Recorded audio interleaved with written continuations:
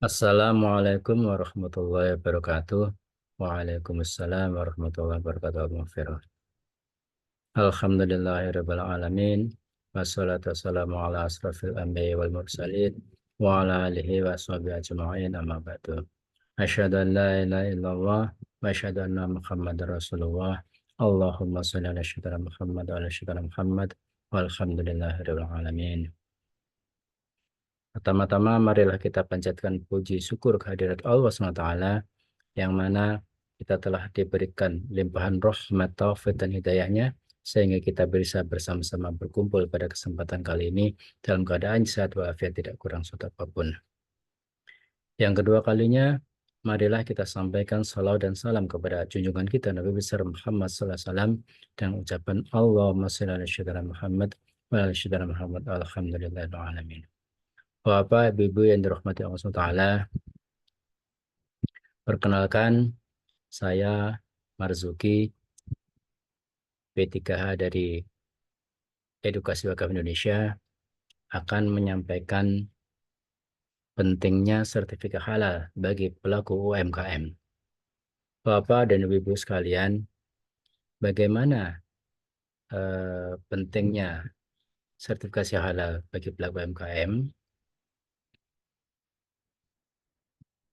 Ketika kita memiliki usaha, baik usaha itu kecil, usaha itu mikro, maka kita perlu memperhatikan pentingnya sertifikasi halal. Kenapa? Karena di Indonesia telah terdapat Undang-Undang Nomor 33 Tahun 2014 yang mana di pasal 4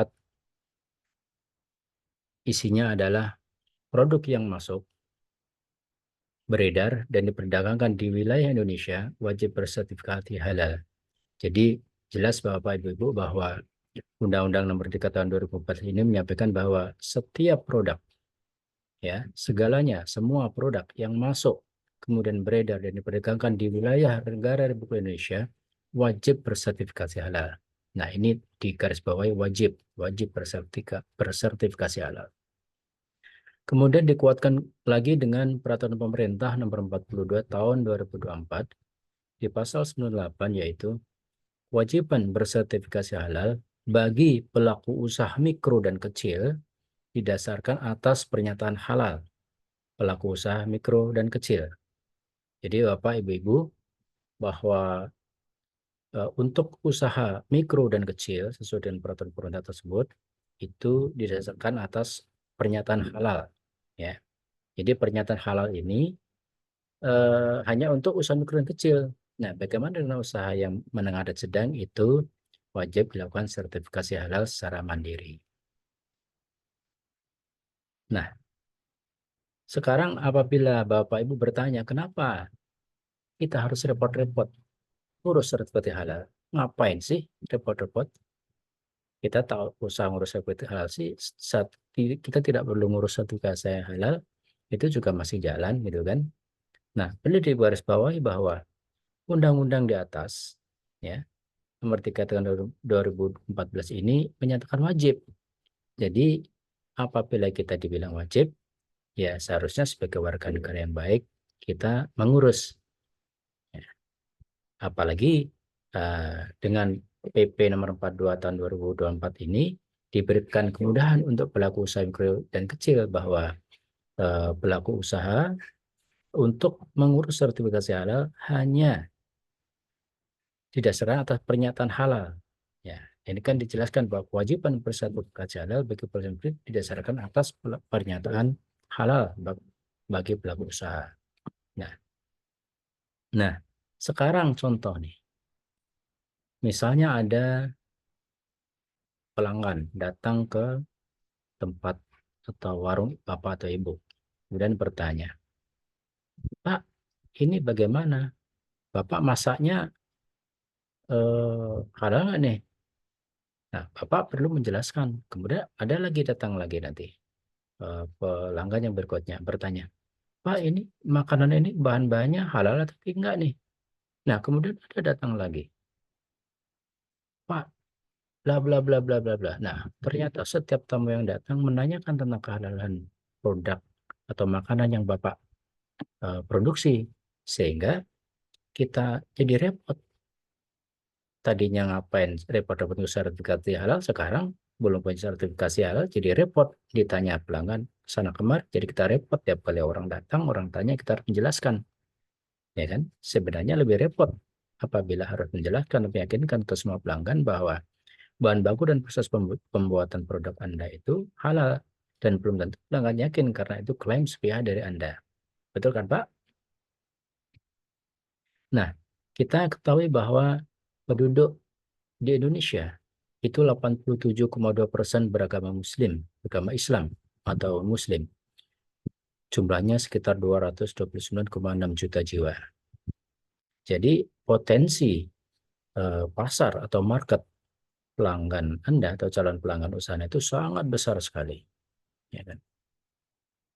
Nah, sehingga pemerintah mewajibkan konsumsi untuk produk halal. Nah, sekarang apakah produk Anda sudah memiliki identitas halal? Eh, jadi pertanyaannya, apakah identitas halal itu? Ya kan? Nah, secara umum identitas itu akan muncul setelah terdapat persyaratan tertentu. Contoh, Bapak Ibu yang melahirkan anak. Nah, ketika anak itu lahir, maka perlu identitas asal-usul berupa akta lahir. Nah, kemudian anak itu berkembang, kemudian sekolah. Nah, ketika lulus dari sekolah, maka perlu identitas pendidikan, yaitu berupa ijazah. Nah, kemudian ketika beranjak umur dewasa 17 tahun, maka perlu yang namanya identitas kependudukan atau KTP. Nah, kemudian ketika kita mau bepergian ke luar negeri, maka perlu identitas warga negara berupa paspor. Nah, ketika kita menemukan pasangan, kemudian kita menikah, maka perlu identitas perkawinan namanya akta nikah. Ketika kita mau naik kendaraan, kita bisa berkendara, kita perlu identitas izin berkendara berupa SIM, baik A, SIM B, SIM C. Nah, kemudian ketika kita mampu untuk membeli kendaraan, motor, mobil, roda 2, roda 4, perlu identitas kendaraan namanya BPKB. Nah, kemudian ketika kita membeli tanah, maka perlu adanya identitas properti, yaitu sertifikat tanah. Ini adalah contoh identitas umum. Nah, apa itu identitas halal? Identitas halal adalah sertifikat halal yang dikeluarkan oleh BPJBH, Badan Penyelenggara Jaminan Produk Halal Republik Indonesia. Nah, seperti ini Bapak Ibu, bentuk identitas halal berupa sertifikat halal. Setiap setiap pengusaha yang telah melakukan pengurusan eh, sertifikasi halal dan telah lulus, maka Badan Penyelenggara Jaminan Produk Halal atau BPJBH akan menerbitkan sertifikat halal untuk usaha Bapak Ibu semuanya setelah melakukan pengurusan dan dinyatakan halal oleh Fatwa MUI. Maka terbit identitas halal. Nah, apabila di usaha kita sudah terdapat identitas halal ini, bisa kita tempel di dinding, kemudian kita bisa sebarkan juga. Maka apabila kita punya pelanggan, maka pelanggan itu lihat langsung, yakin, ya kan? Kemudian pelanggan melihat langsung nyaman, kemudian pelanggan melihat langsung senang, ya kan? Jadi bagi pengusaha, kepercayaan adalah hal yang paling utama dan sangat mahal. Karena itulah sebagai sumber penghasilan berkelanjutan.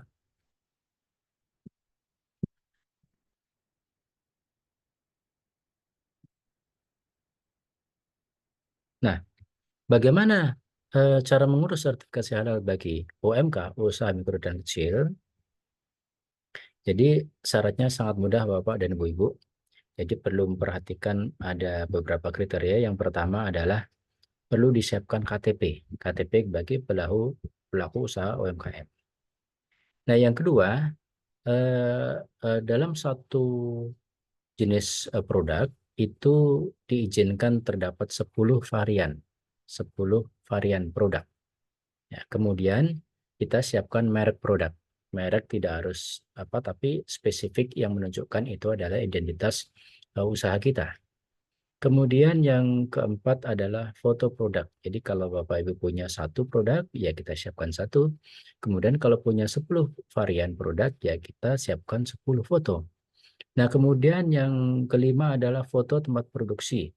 Jadi untuk memastikan bahwa produk itu betul-betul dibuat di tempat tersebut, maka perlu foto tempat untuk produksi. Kemudian Bapak Ibu perlu siapkan NIB, nomor induk berusaha, yang dikeluarkan dari OSS. Nah, kemudian di NIB itu juga perlu menyebutkan KBLI, yaitu klasifikasi baku laba Indonesia untuk jenis-jenis produk yang kita ajukan. Nah, Bapak Ibu sekalian, bahwa BPJPH memberikan kesempatan kepada pelaku usaha itu bisa maksimal 3 KBLI. Ya kan, itu bisa diajukan dan gratis Bapak Ibu. Nah, kemudian pelaku usaha mikro dan kecil ini syaratnya adalah omsetnya di bawah 15 miliar. Nah, berapa biaya mengurus sertifikasi halal BPUMK? Nah, gratis Bapak Ibu 100%. Jadi di dalam pengurusan sertifikasi halal self declare ini dengan pernyataan pelaku usaha ini terdapat dua jenis ya. Yang pertama adalah gratis difasilitasi oleh Sehati atau BPJPH dibiayai oleh pemerintah. Jadi gratis untuk mengajukan sertifikasi halal dengan persyaratan tertentu dan jenis-jenis produk tertentu.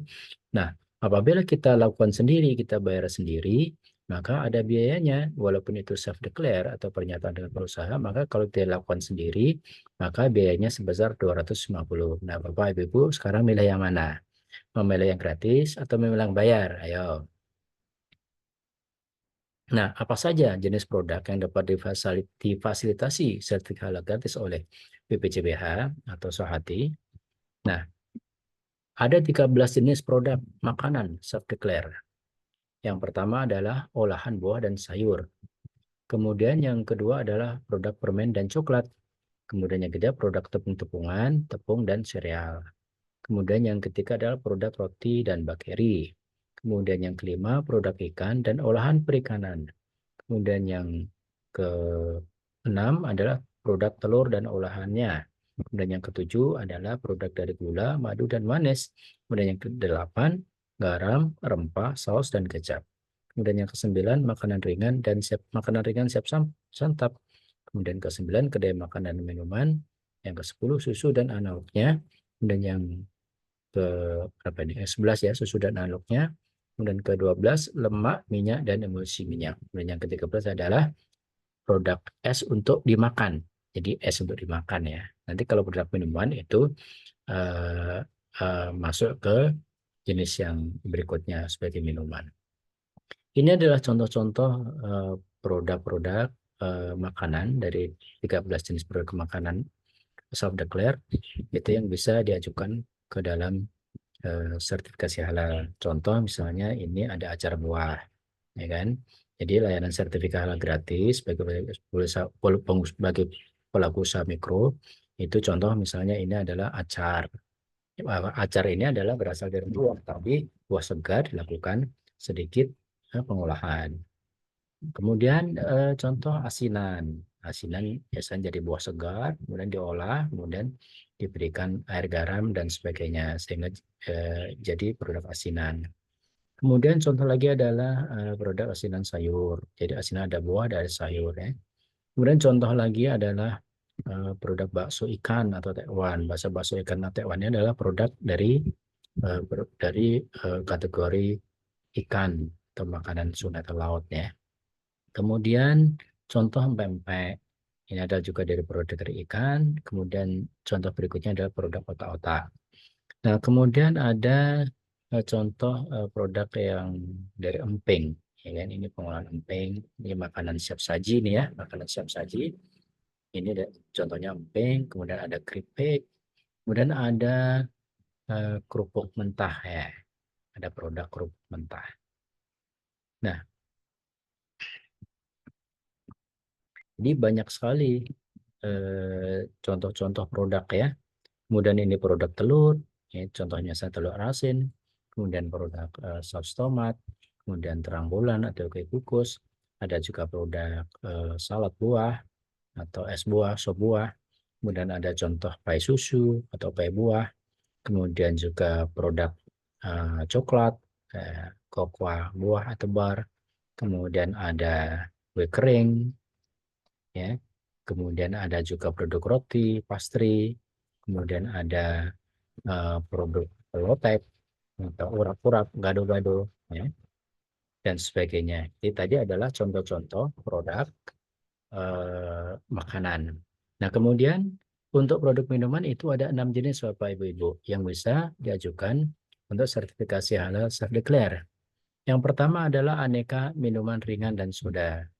Kemudian yang kedua adalah kopi, teh, dan sari kacang.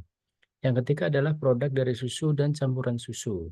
Kemudian yang keempat adalah produk minuman tradisional dan jamu. Kemudian yang kelima adalah produk jus buah dan sayuran. Kemudian yang keenam adalah konsentrat buah dan sayuran. Perlu diketahui Bapak Ibu bahwa produk tradisional dan jamu ini termasuk produk 6, tapi dengan catatan Bapak Ibu jangan mencantumkan klaim kesehatan. Karena kalau klaim kesehatan itu nanti bukan minuman namanya, dia masuk ke dalam sebagai obat. Itu tidak bisa diberikan fasilitas hati ya. Itu harus mandiri. Ini adalah contoh-contoh produk minuman, misalnya produk jus buah. Kemudian layanan sertifikasi halal bagi pelaku usaha mikro. Untuk minuman yang lain contohnya adalah produk milkshake. Kemudian es krim, ya kan? Kemudian ada yogurt, ya kan? Kemudian ada contoh ini produk tradisional misalnya wedang. Kemudian ada produk sirup, ya. Kemudian juga ada kopi. Kemudian contohnya adalah minuman dari berbagai macam minuman dari coklat. Kemudian produk squash dan lain-lain Bapak Ibu semuanya. Nah, kemudian warung makan itu ada 13 jenis warung makan yang bisa diajukan sertifikasi halal self-declare. Ini contoh warung makan khas Sunda. Ini contoh ya Bapak Ibu ya. Warung makan khas Sunda. Kemudian warung soto ayam atau warung soto sapi. Warung mie bakso atau mie ayam. Kemudian warung makan gudeg. Kemudian warung makan biasa pecel lele, bilangnya pecel lele tapi sini macam-macam, ada ayam, ada ikan, ada seafood dan sebagainya. Kemudian warung sate ayam atau sate kambing, kemudian warung makan nasi atau mie goreng, kemudian warung makan khas Timur Tengah, contohnya kebab, burger, itu ya Bapak Ibu ya. Dan warung makan nasi kuning atau nasi uduk biasanya untuk sarapan. Kemudian angkringan gerobak. Jadi gerobak itu berarti dia yang keliling ya Bapak Ibu ya. Warung makan Indomie atau Warmindo. Kemudian contoh lagi warung makan Tegal atau Warteg. Kemudian warung makan atau warung nasi Padang ya. Nah, ini adalah contoh-contoh produk warung makan ya, warung makan. Misalnya ini contoh warung makan warung Padang, kemudian warung Sunda, kemudian pecel lele ya kan, ada angkringan, kemudian bakso, kemudian mie ayam, ada warung Sunda gitu kan, warung Tegal, warung khas Timur Tengah. Tadi saya sampaikan ada beberapa macam ya, ada nasi kebuli dan sebagainya ya kan. Nah, nah, kira-kira berapa lama terbit sertifikat halal Bapak Ibu? Ya. Jadi secara normal itu setelah pengajuan melalui si halal di BPJPH maka 7 sampai 14 hari kerja itu sertifikasi halal bisa diterbitkan. Namun apabila hal tertentu dalam arti misalnya ternyata pemeriksa halalnya itu sudah sangat cepat, terkadang bisa terbit di bawah 7 hari, bisa sehari, 2 hari, 3 hari, atau sebaliknya kalau misalnya masih ada kendala dalam hal pengajuan, misalnya masih ada beberapa hal yang masih kurang bahannya, misalnya standarnya yang diminta itu masih kurang, maka bisa dikembalikan, bisa lebih karena bisa dikembalikan. Tapi secara umum bahwa pengajuan sertifikat halal itu setelah pengajuan itu bisa terbit antara 7 sampai 14 hari kerja. Nah, sekarang bagaimana, apa risiko apabila produk Anda atau usaha Anda tidak memiliki sertifikasi halal? Ya, banyak sekali sebenarnya risikonya Bapak Ibu Bu. Memang sekarang belum nampak risikonya, tapi ketika pemerintah telah mewajibkan, maka banyak sekali risikonya nanti, ya kan? Eh, Bisa jadi eh, orang akan lebih memilih warung yang sama dengan warung yang memiliki sertifikat halal. Nah, apabila eh, warungnya Bapak-bapak, Ibu-ibu itu belum punya sertifikasi halal, ya kan? Nah, kemudian eh, ada kompetitor lain yang buka dengan makanan atau minuman yang sama yang telah memiliki sertifikat halal, maka pelanggan bisa pindah ke warung yang sebelah, ya. Atau misalnya apabila ada pelanggan atau kompetitor, ya, memviralkan produk Anda, ya kan, bahwa produk Anda tidak bersertifikat halal, maka banyak sekali apa namanya eh, apa itu eh, orang-orang akan berpikir negatif, jangan-jangan yang produk bapak atau ibu ini tidak halal nih, jangan-jangan bahan bakunya tidak halal nih, jangan-jangan, ya jangan-jangan akhirnya omset bapak ibu-ibu menurun. Nah, makanya kami P3H, pendamping proses produk halal dari EWI Edukasi Indonesia, siap mendampingi bapak ibu-ibu dalam proses sertifikasi halal produk Anda secara gratis. Nah, bagi bapak ibu yang berminat dan belum punya sertifikat halal, maka ayo segera daftar. Ayo kita bersama-sama menghalalkan produk kita, sehingga kita akan dapat jaminan bahwa makanan kita, produk kita halal, kemudian juga customer kita atau pembeli, pelanggan kita itu juga akan senang, yakin bahwa makanan kita halal, dan diharapkan akan mengajak kawan-kawan yang lain untuk bisa menikmati atau membeli produk-produk daripada Bapak Ibu semuanya. Demikian kami sampaikan. Terima kasih. Wabillahi taufiq wal hidayah. Wassalamualaikum warahmatullahi wabarakatuh.